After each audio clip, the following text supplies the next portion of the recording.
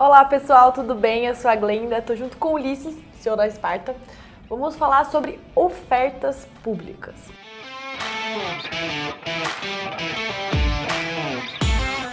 A gente tem o Juro 11, né? Nosso fundo listado, FIINFRA. A gente vai inclusive usar ele como exemplo para vocês entenderem alguns processos de como que acontece uma oferta, quais são os prazos. Então é mais para deixar todo mundo alinhado e sem dúvidas. Então é um vídeo para consulta, né? É um vídeo para consulta. Muita dúvida, né? Muitas dúvidas. Então Muitas. Vocês vão receber por e-mail provavelmente.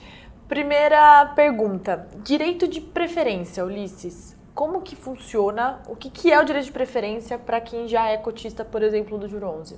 Então vamos lá.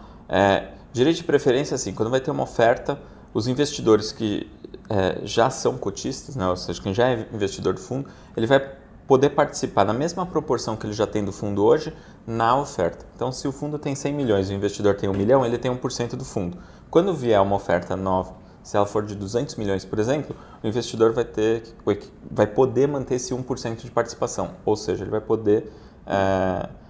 poder subscrever até 2 milhões em novas cotas. Claro que ele é um direito de preferência, não é uma obrigação de preferência. Então, ele exerce se ele quiser.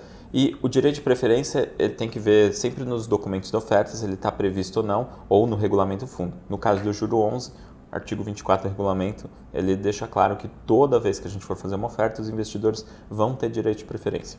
Tá, legal.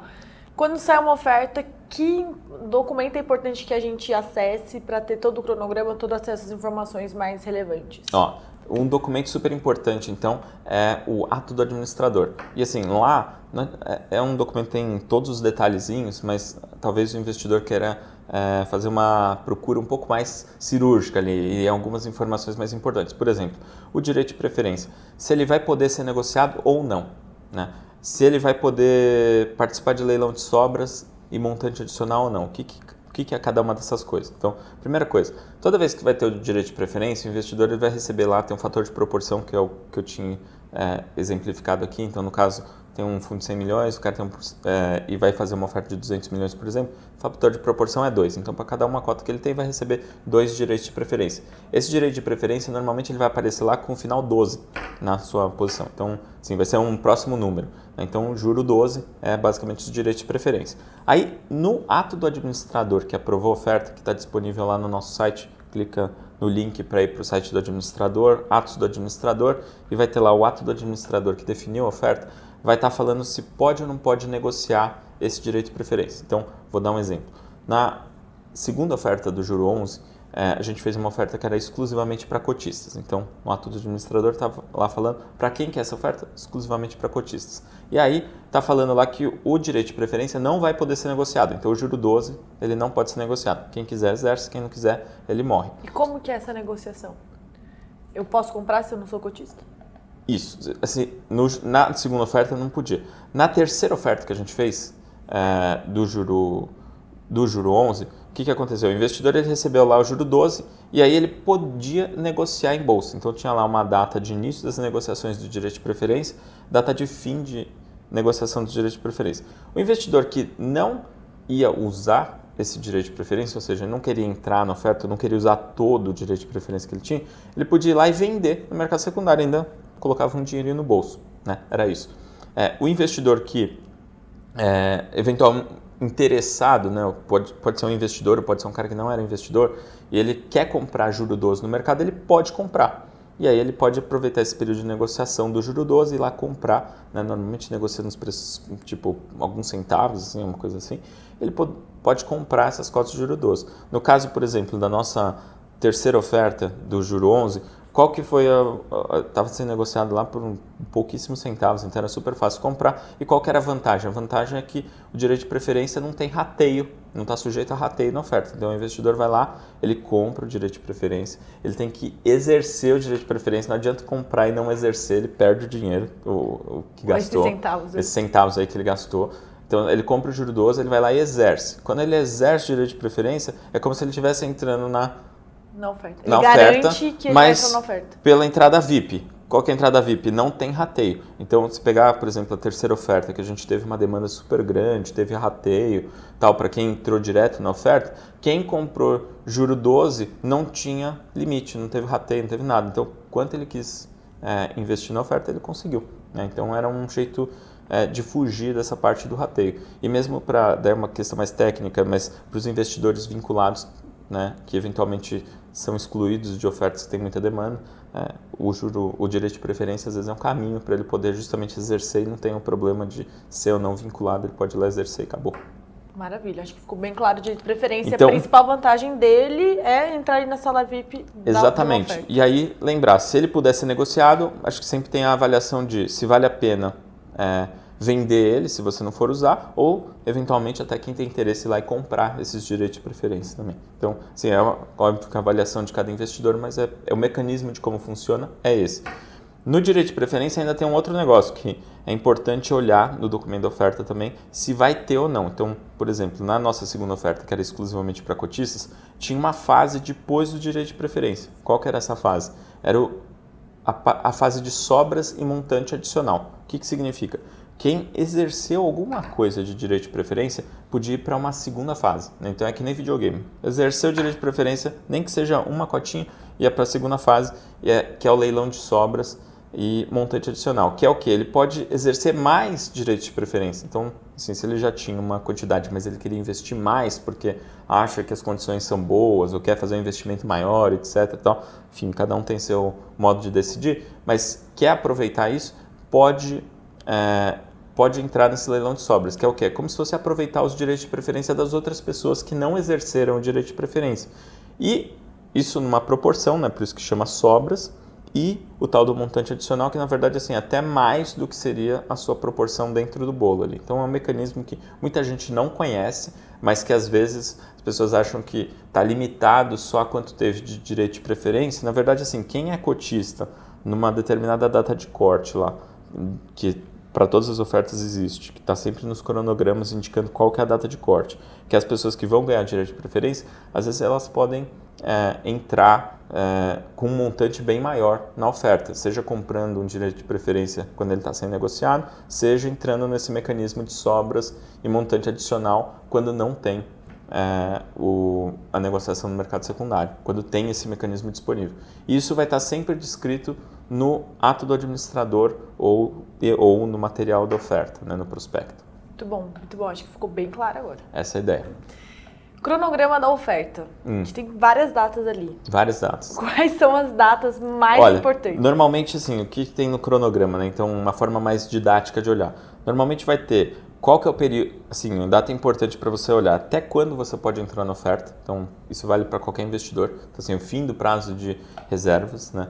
É uma data importante. Quando que liquida, né? A oferta também é outra data importante. Que é quando você tem que estar com dinheiro ali, que é quando paga, de fato. Né? Se bem que depende de corretora para corretora, mas normalmente precisa ter o dinheiro disponível na data limite de reserva. Limite de reserva. Isso. Aí, normalmente também tem assim, qual que é a data de corte para definir quem que vai ganhar o direito de preferência, quando começa a negociar direito de preferência, se for o caso, quando para de negociar o direito de preferência, se for o caso, quando que é a janela que pode exercer o direito de preferência, né? Então eu tinha falado aqui de direito de preferência que não só você pode comprar o direito de preferência, mas você tem que exercer ele, senão ele perde valor. Então tá lá também normalmente definidos quais essas datas, tá? E normalmente, assim, tem duas datas de liquidação da oferta. Tem a primeira data que é para quem está exercendo direito de preferência, tem outra data que é para quem ou entrou na parte dos sobras e montante adicional ou na oferta. Né? Então, normalmente são esses dois modelos que tem. Muito bom. Então, são algumas datas que vale ficar de olho. O cronograma ele é um resuminho das datas importantes. Tá. Uma pergunta é o seguinte. Tá bom, quero participar da oferta, quero fazer uma reserva. Na prática, eu tenho algumas opções na hora que eu vou escolher. Ixi, na hora de fazer a reserva tem aquele lá. Quero... se a oferta não tiver colocação total, eu quero levar o que eu pedi. Se não tiver o mínimo, se ela não chegar no mínimo, se ela não chegar no máximo, eu quero levar o que eu pedi. Ou se ela não chegar no máximo, eu quero levar proporcional ao que eu pedi. Basicamente são essas três escolhas, tá? Isso assim, eu diria que é meio intuitivo, mas muitas vezes quando você olha isso daí, você fica um pouco confuso, porque você não sabe que vão ter essas três opções. Né? Normalmente, se você fala, eu quero investir um determinado montante de dinheiro, independente se vai colocar a oferta inteira ou não, que é o caso mais comum. Então, assim, pela nossa experiência, assim, mais de 95% das ordens normalmente são no formato de eu quero levar independente da colocação total da oferta. Então, se eu quero investir R$50 mil na oferta, é R$50 mil, tanto faz se colocou o valor integral da oferta, um pouco a menos, tanto faz, eu quero levar R$50 mil. Então, essa é a opção mais comum, tá? Muito bom. Os tickers, né? Aparecem muitos tickers. Você já citou ali que quando tem exerce direito de subscrição, pode aparecer ali o juro 12. Explica um pouquinho esse conceito, o que pode aparecer, e aí depois você já complementa pra gente quando que junta tudo isso. Beleza. Vamos lá. Então, quando tem o direito de preferência, normalmente é o juro 12, né? Então aparece um ticker, né? Um pouquinho diferente ali. Daí você pode exercer esse juro 12 e aí você normalmente vai receber um negócio que chama juro 13, né? E o que é o juro 13? Ele é um recibo de subscrição da oferta. Então, o que isso significa? Por que tem essa diferença? Por que você exerce o juro 12 e não recebe o juro 11 direto, você recebe o juro 13? Porque vai integralizar, né, vai liquidar o seu direito de preferência, vai pagar, né, de fato, pelo direito de preferência numa determinada data. E a partir dali você passa a ter rendimentos. Quem já tinha juro 11 já estava tendo rendimentos. Quem entrou no direito de preferência passa a ter rendimentos a partir daquela data. E aí eu falei que, eventualmente, quem entra na oferta entra numa segunda data também, né? Quem não era investidor, não exerceu o direito de preferência, às vezes ou exerceu lá os direitos de sobras e montantes adicional, vai entrar numa segunda data de liquidação. E aí ele vai receber o que? Juro 14. E por que tem essa diferença? Porque para cada um deles começa a contar o rendimento a partir de uma data, que é da data que liquidou os recursos. Então, quando o recurso entrou no fundo, você ganha um recibo, né?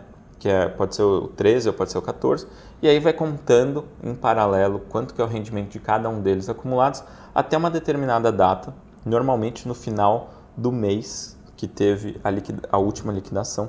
Então, vou dar um exemplo lá da nossa terceira oferta do juro 11. Né? Então, liquidou no dia 6 de outubro. Então, o que acontece? No final do mês de outubro, vai ter a divulgação dos rendimentos referentes a outubro. O que vai acontecer? Então, nessa data, vai ter 3 rendimentos que a gente vai divulgar, um documento um pouquinho maior do que costuma ser o usual, do mês a mês, mas nesse mês vai ter quem tinha juro 11 vai receber tanto. Quem tinha juro 13, que entrou naquela determinada data, o rendimento acumulado é esse.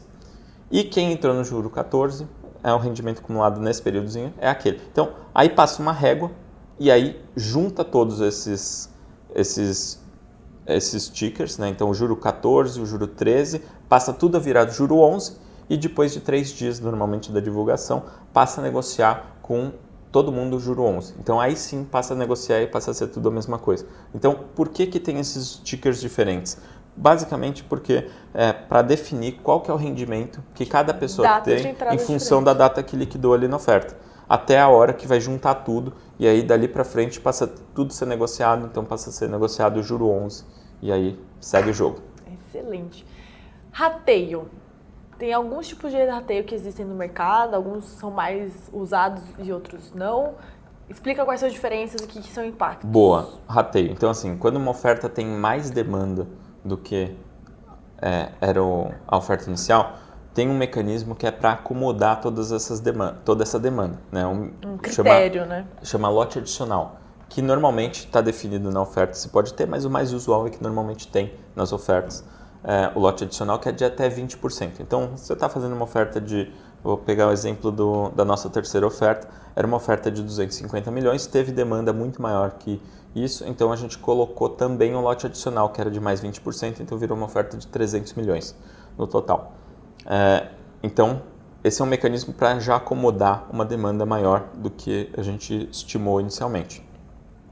Se tem uma demanda ainda maior, ou seja, se o lote adicional não foi suficiente para acomodar todo mundo que queria investir, aí tem que ir para um mecanismo de rateio.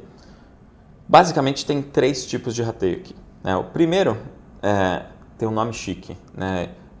Por aproximações sucessivas igualitárias, então, eu nem lembro como é o nome direito, mas as pessoas costumam chamar de linear. Né? Ele é um método que basicamente vai ser assim, para todos os pedidos de reserva na oferta, até um determinado montante, vai ser integralmente atendido. Acima daquele montante não vai ser atendido. Então, a pessoa vou dar um exemplo de novo na terceira oferta do juro 11. Né? Então, todo mundo que pediu até R$94 mil levou tudo que pediu. Quem pediu mais que R$94 mil levou R$94 mil.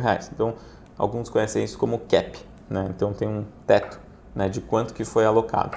Adendo, só levou mais de 94 mil quem exerceu seu direito de preferência. O direito de preferência estava fora desse negócio de rateio. Então, assim, o rateio é para quem entrou na oferta direto, né, sem exercer o direito de preferência. Tem até esse método linear, tem gente que chama aí popularmente aí, né, de método comunista. Deixa né, porque, todo mundo na mesma parte. Deixa todo mundo no mesmo. Então, quem pediu valores menores, normalmente é atendido. Quem pediu valores maiores, que eventualmente pode levar um corte. Tá? Então, é um mecanismo que tem. Um segundo mecanismo que tem seria levar ao valor proporcional. Então, vou dar um exemplo simples. Imagina que tinha 300 de oferta e teve demanda por 400, que foi mais ou menos, inclusive, o nosso caso. Se fosse o rateio na terceira oferta, se fosse o rateio proporcional, o que ia ser? Então, se tinha 300, teve demanda de 400, então todo mundo vai levar 75% do que pediu, mais ou menos. Né? Então, aí para todo mundo, independente se pediu 10 cotas ou pediu 10 mil cotas, então todo mundo vai levar 75% do que pediu, mais ou menos. Tá? Então, esse seria o rateio proporcional. Tá? E um terceiro método que eu falei que tem, que não é usual nas ofertas para varejo, né? Mas às vezes, ou quando é uma oferta exclusivamente para cotistas, já lá nas últimas fases, ou para alguns tipos de ofertas para investidores profissionais, é o modelo discricionário, que basicamente é o coordenador, junto ali eventualmente com o gestor, vai definir como que vai ser a regra de corte. Então, de repente, pode ser até um determinado montante atende todo mundo e dali para cima atende só uma proporção, por exemplo. Ou não vou alocar determinados tipos de investidores, vou alocar só os outros. Ou para um tipo... Assim, como é um modelo discricionário, você pode escolher, por isso que normalmente não se usa isso nas ofertas de varejo, mas eventualmente pode usar nas ofertas para investidores profissionais e tal. Isso às vezes acaba sendo utilizado ou para tirar algumas, ou para resolver alguns probleminhas nas fases finais de alocações, assim, né? Basicamente é isso. Maravilha. Acho que ficou bem claro, a gente abordou os principais pontos de uma oferta, né? Qualquer dúvida também, novamente, deixem aqui embaixo que a gente ajuda vocês. E é isso, pessoal. Muito obrigada e até a próxima. Obrigado.